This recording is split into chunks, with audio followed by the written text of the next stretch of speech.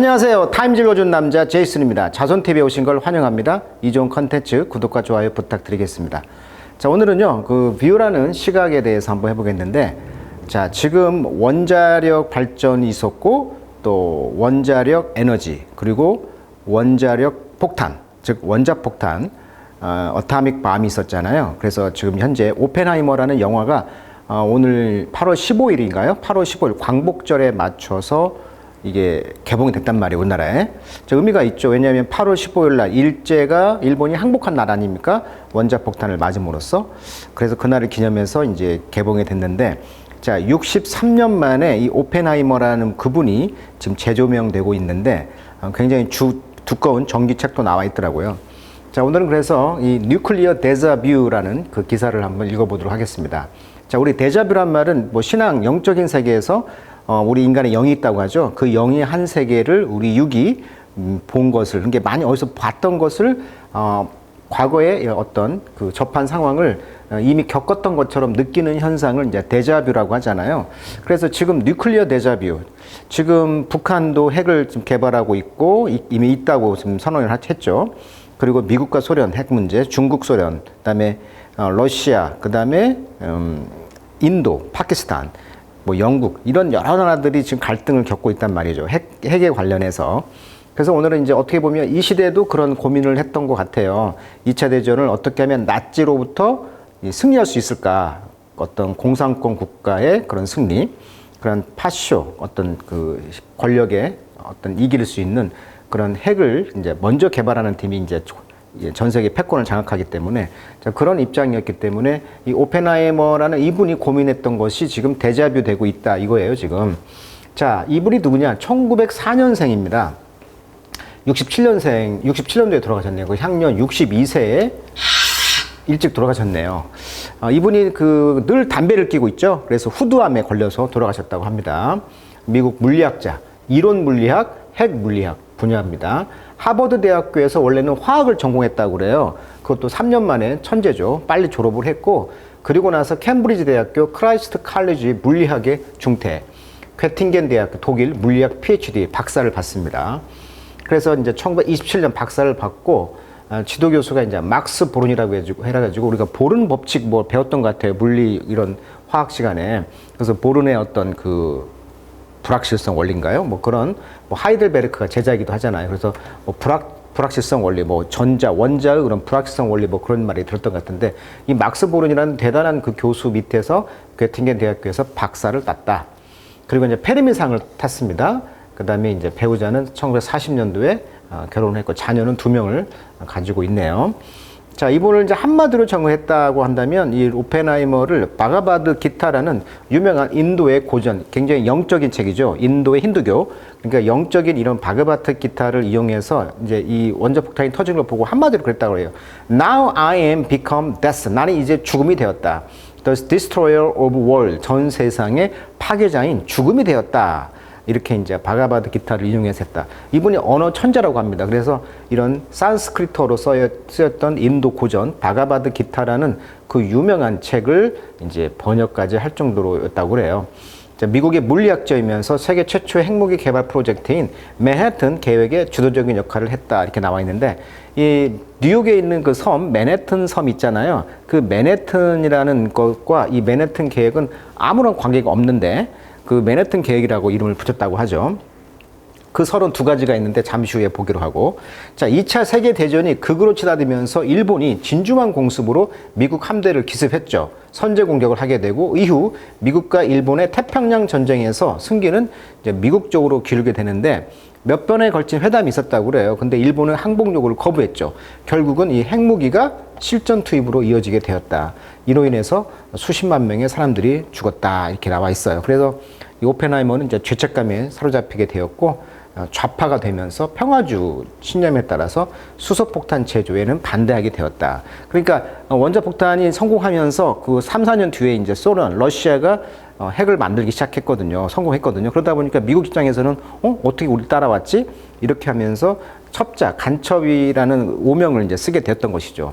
어떤 누군가가 정보를 맨하탄 프로젝트의 어떤 기밀 서류를 러시아에 제공하지 않았느냐. 그리고 이분이 또 공산주 어떤 성격의 냄새가 좀 있었거든요. 사랑하는 여자를 따라서 그런 것도 있었기 때문에 그런 의심을 받았지만 결국 63년 만에 이제 2022년도에 죄가 없다라고 오명을 싣게 되었다. 결국 그래서 이분이 이제 은퇴를 할 쯤에 이제 메카시즘, 그러니까 이제 공산주가 미국에서도 인기가 흐르면서 메카시라는 의원이 이런 그 마녀사냥, 그러니까 공산권, 너 공산주의지 이렇게 이제 정적을 제거했다고 합니다. 그런 것이 이제 메카시즘 광풍이 시작되면서 러시아의 스파이로 몰려가지고 모든 공직에서 쫓겨났으며 후두암에 걸려서 생을 마감했다. 그러니까 항상 담배를 폈다고 했잖아요. 그래서 2022년에야 비로소 오펜하이머는 소련의 스파이라는 혐의를 모두 벗고 완전히 복권되었다. 자, 이런 상황에서 영화가 나왔다는 얘기예요, 지금. 자, 그러면 영어를 한번 읽어보도록 하겠습니다. Nuclear Deja-vu. 자, 로버트 오펜하이머의 섀도우, 이 그림자죠. 이 그림자가 stretched into 어디까지 뻗어나갔어? 자, 21st century. 지금 현재 21세기까지 뻗어나가고 있다. 그러니까 데자뷰라는 것이죠. 그때 63년 전에 이 고민했던 이 모양이 우리가 지금도 핵을 고민하고 있잖아요. 자, 우리는 still living in the nuclear age. 지금 뉴클리어 시대에 살고 있다는 거죠. He helped create in 1945. 1945년도에 그가 도와서 만들어냈던 이런 핵 시대를 우리도 지금 살고 있잖아요. 그리고 여전히 confronted with, 직면하고 있다는 거죠. 뭐에 직면하고 있어? The same moral and political dilemma죠. 그러니까 똑같은 도덕적, 그다음에 정치적인 딜레마에 이제 우리가 이제 직면하고 있는데, 그런 것들은 he wrestled with about weapon.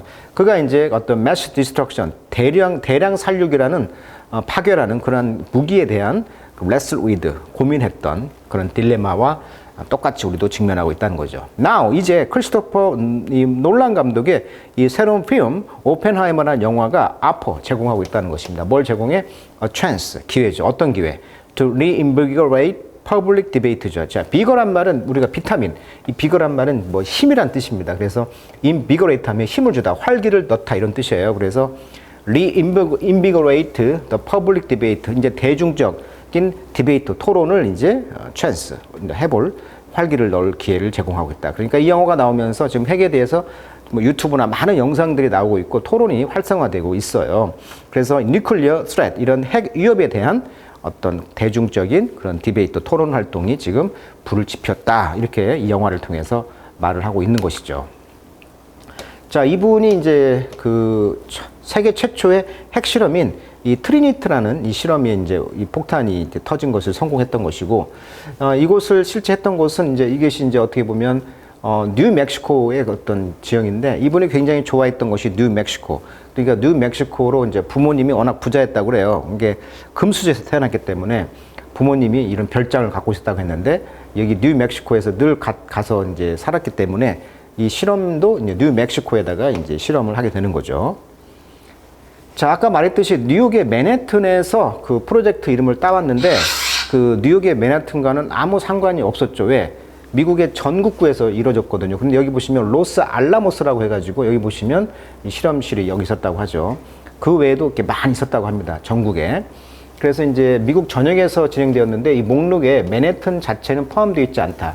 이러한 이름의 유래에는 두 가지 설이 있는데, 하나는 미군 공병부가 맨해튼 거리에 있었다. 맨해튼 거리에 있었기 때문에 그 맨해튼 프로젝트라고 하는 설이 있고, 그다음에 연구진들이 맨해튼에 있는 컬럼비아 대학 과학관에서 연구를 했기 때문이다. 이렇게 말을 하고 있어요. 그리고 실제 이 페르미가 주도한 원자로 실험은 대학의 라켓볼 코트에서 이루어졌다.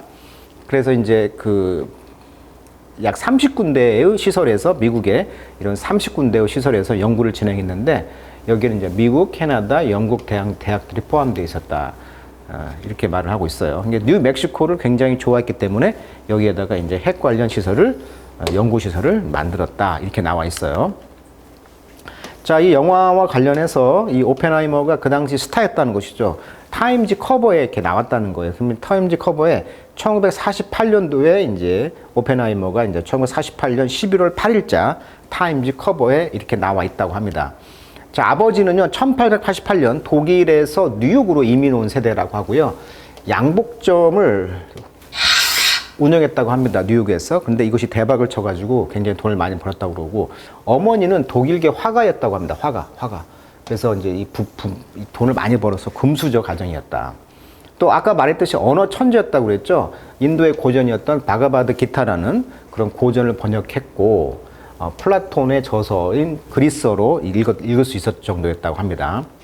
자, 이분이 이제 63년 일생 동안, 아까 62살에 돌아가셨죠. 원자폭탄의 아버지라는 별명을 갖고 있다. 그러니까 원자폭탄의 아버지라는 별명을 갖고 있다. 1930년대 공산당 활동에 깊이 관여를 하면서 자유주의 성향의 동조자이긴 했지만 공산당 가입은 안 했다고 합니다. 그러니까 자기가 이제 사랑했던 어떤 여자가 공산주 역할을 했다고 그래요. 거기에 근데 그 돈도 보내고 이렇게 했다는 거, 후원도 하고 했다는 거예요. 그 당시 이제 그 아이젠하워 미국의 대통령이 이제 핵 능력을 증강하기 위해서 대립을 했다고 했죠. 그러니까 핵폭탄이 터지면서 이분은 이제 핵을 반대하는 사람으로 변했단 말이죠. 그 유력을 보니까 얼마나 충격이었겠어요. 그런다 보니까 이제 수소폭탄을 개발해서 미국이 완전히 이제 러시아를 제패하려고 하다 보니까 여기서 이제 개발을 반대했다는 것이죠. 수소폭탄을. 그러다 보니까 이제 정권의 심판을 받은 거죠. 그래서 FBI를 동원해서 뭐 8,000페이지에 한마디로 털었다는 거예요. 사생활을 다 털어가지고 그런 희생양을 이제 삼은 것이죠. 아까 메카시즘 운동. 그래서 일종의 이제 토사구팽이다 이런 말을 해요. 토끼를 뭐 사냥을 하고 이제 버렸다. 뭐 토사구팽이라는 그 속담이 있죠. 고사성어. 자, 2022년 12월 16일 68년 만에 이 스파이 오명을 아까 지었다고 했죠. 자, 어린 시절에 암석 표본 수집이 열정적이었다. 그러니까 어떻게 보면 그 원자폭탄을 만드는 우라늄이 어떻게 보면 암석이잖아요. 그러니까 이렇게 암석의 천재였기 때문에 그런 우라늄 그런 거에 눈을 떴다. 이렇게 볼 수도 있을 것 같아요. 괴팅겐 대학에서 독일 막스 보른, 아까 막스 보른 그 보른 밑에서 양자역학 박사를 땄다고 그랬고요. 그래서 미국에 다시 와서 2019년 칼텍, 그러니까 캘리포니아 테크놀로지, 그러니까 공대에서 교수 역할을 했다. 이분이 가장 두 가지 사랑했다고 합니다. 물리학을 사랑했다고 했고요. 그 다음에 뉴멕시코를 사랑했다. 그래서 그 실험이 뉴멕시코에서 이루어졌다고 했죠. 4년 동안 오펜하이머의 약혼 여인 진 테트록이라는 사람이 있었는데 이분이 이제 공산주의였다고 그래요. 그러다 보니까 지금 공산주의의 의심을 받았다 이렇게 보고 있고요. 1941년도 오펜하이머는 국가 긴급 상황에 대해서 아까 FBI의 수사를 받아서 아까 8,000페이지 정도의 그런 그 이분을 이제 사생활을 털었다고 그랬죠. 그러니까 토사구팽을 당했다. 버클리 대학의 이제 균류학 실험실에 이제 키트라는 제 두 번째 여자가 있는데 이분이 1939년도에 사랑에 빠졌다고 하고요. 이 여자는 굉장히 쾌활한 성격, 지적이면서 생기가 넘치고 다루기 어려운 성격의 소유자라고 평가받고 있다고 합니다. 자, 폭격 이후에 이제 히로시마나 나카사키의 그 사망자가 22만 5천 명이 되었는데 이 중에 95%가 민간이었다고 그래요. 대부분 여성이었고 어린이였다는 것이죠. 그리고 지금 계속 우리 인류 위기가 있었죠. 쿠바 미사일 위기가 있었죠. 62년도 10월 달에. 한국 전쟁 시에 메가더 장군이 중국군이 막 압록강을 넘어올 때 핵을 투하하려고 했었죠. 이때도. 그래서 핵무기가 한반도에도 사용할 뻔했다는 그런 역사가 있고요. 또 박정희 대통령은 그 유명한 이야기가 있죠. 핵무기 개발을 하기 위해서 기반 시설을 시작했다. 그러나 암살을 당했다. 그래서 이 암살을 당했던 이유가 이런 핵에 대해서 음모론이 있죠. 핵을 손대니까 미국이 암살을 주도했다. 이런 그런 설도 있습니다. 그 정도로 이 핵에 대해서는 굉장히 민감한 패권을 쥐다 보니까 이런 이야기가 있다는 거죠. 그리고 아까 말했던 것처럼 그 간첩으로 이제 그 몰렸는데 실제는 클라우스 에밀 줄리우스, 율리우스라는 폭스라는 이분이 이제 1911년생인데 독일 제국 헤센 대공국 리셀하임 암 마인 출생입니다. 이분이 이제 88년도에 돌아가셨는데 76세에 이 클라우스 푹스 이 사람이 바로 첩자 역할을 했다고 해요. 여기 보시면 그래서 이제 아까 말했던 이 메카시즘이 1950년대 초반에 일어나면서 전형적으로 마녀 사냥을 당한 것이다. 그래서 실제 간첩은 아까 말했던 것처럼 클라우스 폭스라는 사람이 간첩 생활을 했다고 하고요. 실제 이제 그 간첩 생활을 한 사람이 잡히면서 어떻게 보면 오펜하이머가 오명을 이제 시쳐진 거죠. 그래서 이런 메카시즘이라는 뜻도 좀 정리해 보시고요. 자, 실제 원자폭탄이 지금 이루어진 것이 우라늄의 연쇄작용, 아까 아시다시피 중성자가 옆에 연쇄작용을 하면서 그것이 에너지가 생긴다는 이야기였고, 아까 그 처음으로 이제 실험실이 이제 핵 그 뉴클리어 체인 리액션이 이제 75년 전에 이렇게 그 아까 대학 그 축구장 아래에서 이렇게 실제 이루어졌다고 하죠. 그래서 이제 히로시마에 투하된 것은 이런 폭탄이었다고 하고요. 이제 별명이 리틀 보이였죠. 그 다음에 이제 우라늄과 플루토늄을 넣어가지고 일종의 이제 렌즈 그 압축 방식이다 하는데, 열이 이렇게 압축돼가지고 터지는 방식. 이것이 이제, 팻보이, 뚱뚱한 소년이라는 팻보이라는 별명을 가진 이 폭탄은 이제 어디서 터졌다? 그렇죠. 나가사키, 일본의 나가사키에 투하되었다. 이렇게 나와 있어요. 자, 계속 이어서, 영어로 한번 읽어보도록 하겠습니다. 자, 오펜하이머는 horrified, 아주 그 충격에, 공포에 떨었다는 것이죠. by 뭐에 의해서? The terrible power, 이런 엄청 끔찍한 파워, 힘이죠. 어떤 힘? 테크놀로지, 이런 기술의 힘에 이제 깜짝 놀란 거예요. 아까 말했던 것처럼 민간인이 22만이 죽었다고 했으니까, 22만 5천이. He had helped create, 그가 만든 이 기술에 대해서 깜짝 놀랐다는 거죠. 자, 그의 스토리는 should sound, 뭐처럼 들리냐면은 wake up call. 우리가 wake up call이라는 것은 모닝 콜, 아침에 이제 깨워주는 콜, 이게 경각심을 주는 어떤 콜, 그런 전화로서 이제 사운드 들렸다는 거예요. 그래서 글로벌 리더들과 그 다음에 시티즌, alike, 먹과 같은 who continue to exhibit, 보여주고 싶은 거죠. alarming, 아주 깜짝 놀라게 하는 complacency 하면은 자기 만족, 뭐 안위란 뜻이에요. 그래서 자기의 깜짝 놀랄 만한 그런 자기 안위와 그다음에 페이틀리즘은 죽을 수밖에 없는 운명론이죠. 숙명론. about the existential risk, 현존하는 그런 위협이죠. 어떤 nuclear annihilation, annihilate 하면 전멸시키다 이런 뜻이잖아요. 그러니까 핵을 지금 없애려고 하는 이런 실존적인 위험에 대한 숙명론과 깜짝 놀랄 만한 그런 안위를 보여주기 위해서 계속 보여주고 있는 일반 시민들과 같이, 또 글로벌 리더들과 같이 우리에게 이제 어떤 경각심을 불러일으킨다는 것이죠. 이분의 이야기가. 자, 이 책은 지금 아메리칸 프로메테우스라고 해가지고 나와 있는 평전이에요. 지금 오펜하이머 평전. 굉장히 좀 두꺼운 책인데, 여기 보면 이제 제우스가 왜 불을 가져왔잖아, 인류에게. 그 제우스에 있는 불을 이 프로메테우스가 가져다가 인류에게 선물로 줬다. 이런 그 신화가 있잖아요. 마찬가지로 이 오펜하이머가 별명이 이제 프로메테우스라고 하는 거예요. 왜냐하면 인간에게 핵이라는 불, 이거 핵도 불이잖아요. 이 불을 인류에게 선사함으로써 지금 이 책 제목은 이제 아메리칸, 미국인 프로메테우스다. 불을 선사한 프로메테우스라고 별명을 붙여놓았고, 아까 같이 이제 늘 담배를 피우고 있었기 때문에 이제 후두암에 걸려서 돌아가시게 되었다. 이것은 이제 영화 포스터가 되겠어요. 굉장히 얼굴이 좀 비슷하죠. 배우 얼굴이. 자, 러시아 war on Ukraine. 자, 우크라이나 전쟁이 지금 하여튼 지금 고조시키고 있다는 거예요. The threat, 이런 핵 위협을. 러시아가 지금 뭐가 잘 안 풀리면 항상 핵 위협을 하잖아요. 그리고 rendered much more difficult. 자, render는 make죠. 뭘 만들어? 더 어렵게 만든다는 거예요. The prospect, 전망을. 어떤 전망? meaningful US-Russian dialogue. 의미 있는 미국과 그 러시아의 대화죠. 뭐에 대한 대화? 암스죠. 암스는 팔이란 뜻이 아니고 무기란 뜻이 있어요. 암이 두 개니까. 팔이 두 개니까 무기가 되겠죠.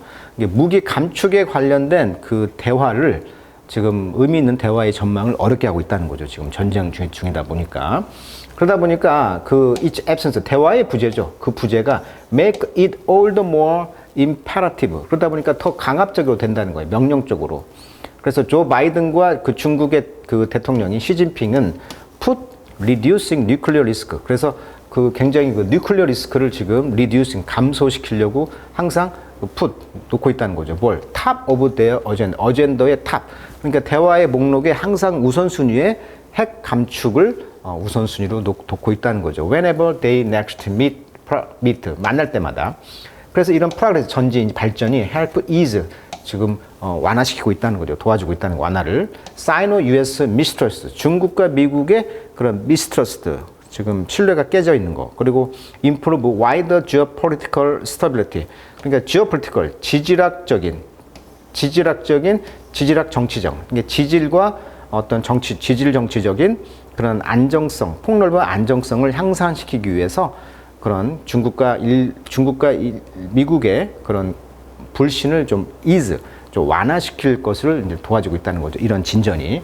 이때 프로그레스라는 것은 발전이라기보다는 어떤 진전, 이렇게 번역하면 될 것 같고, 이 사이노란 말이 가끔 나와요. 우리가 이제 그 사이노 코리아, 어떤 사이노란 말을 많이 씁니다. 이 사이노랑은 접두사로서 중국의 이런 뜻입니다. 그래서 사이노 하면은 이제 중국과 미국 관계할 때 사이노란 말이 쓰이고, 전 세계에서 지금 가장 많은 그 핵무기가 어디 있냐고 봤을 때는 지금 러시아가 7,000개, 미국이 6,800, 영국이 215, 프랑스 300, 이스라엘 80, 파키스탄 140, 인도 130, 중국 270, 북한이 60개입니다. 지금 이 자료는 Atomic Scientists and the Federation of American Scientists라는 자료에서 지금 가져왔는데, 여기 보시면 북한이 60개나 갖고 있다는 거예요, 지금. 그래서 이 글을 쓰신 분이 지금 로빈슨 씨인데, 이분이 이제 former president of Ireland and chair of the elder. 엘더란 말은 이제 연장자, 그러니까 그 연장자들, 그러니까 어떤 대통령이라든지 우리 반기문 총장님도 이 엘더에 속하죠. 그러니까 이런 선배 그룹들의 어떤 의장, 그리고 아일랜드의 대통령이었던 이 로빈슨이라는 이분이 이제 글을 쓴 거예요. 자, 인 오펜하이머의 이런 페어웰 어드레스, 이게 페어웰, 그러니까 작별 연설을 했나 봅니다. 투 누구에게? Association of Los Alamos. 아까 로스 알모스라는 뉴멕시코 지역에 있는 그 도시죠. 자, 여기에 그 과학자 협회에다가 이제 1945년 11월 달에 이제 굿바이 하면서 이제 연설을 했는데, 그들에게 말하기를 Atomic Weapons, 그러니까 원자폭탄은 fatal, 위협입니다. which, 그래서 이 위협은 affect, 영향을 미치는 거죠. Everyone in the world, 전 세계 모든 사람에게 영향을 미치는 위협이다. I think that, 그래서 in order to handle this common problem, 그래서 이러한 공통적인 문제를 해결하기 위해서 must be a complete sense of community responsibility, 그러니까 공동체 책임을 이제 갖고 있어야 한다는 거죠. 그러니까 어떤 집단 지성을 요구하고 있다는 거죠. 공동체의 책임을 통해서 통제를 해야 된다.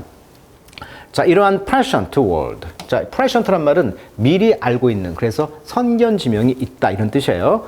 프리가 앞이고요. SCI, 신트가 노, 알다, 미리 알다. 선견지명이 있는 이런 말들이 remain relevant, 관련이 있는 것입니다. 적절한 것입니다. relevant, 적절한.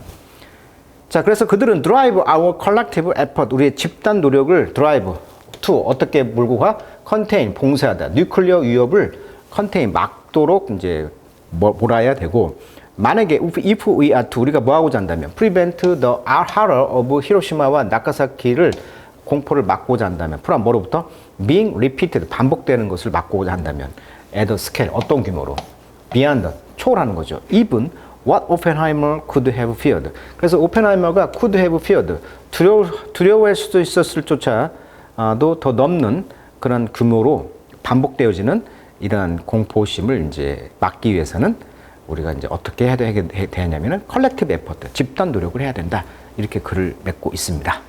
뭐 다 아는 이야기지만 이 오펜하이머라는 영화를 통해서, 또 이분의 그 평전을 통해서 사람들이 이제 그 대자뷰 된다고 그랬죠.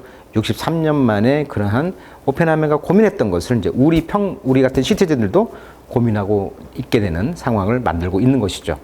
자, 이 핵을 어떻게 관리할 것인가, 그런 고민을 한번 해보는 기사였던 것 같습니다. 자, 오늘은 여기까지 하도록 하겠습니다.